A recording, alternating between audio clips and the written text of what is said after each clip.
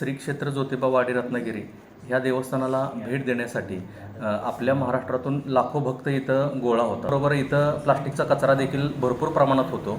मग त्या कचऱ्याबद्दल आपण काय प्रक्रिया करायची किंवा तो कचरा कसा कमी करता येईल हे वरिष्ठ कार्यालयाकडून सूचना आल्यानंतर गट विकास अधिकारी आणि डेप्युटी सीओ परेट मॅडम यांच्या मार्गदर्शनाखाली आपण पंचायत समिती येथे व ग्रामपंचायत येथे इथले जे व्यापारी आहेत तर व्यापाऱ्यांची आपण मिटिंग घेतल्या. त्या मिटिंगच्या माध्यमातून आपण त्यांना कशा पद्धतीनं प्लास्टिक कमी करता येईल ह्याची आपण सर्वांना सूचना दिल्या.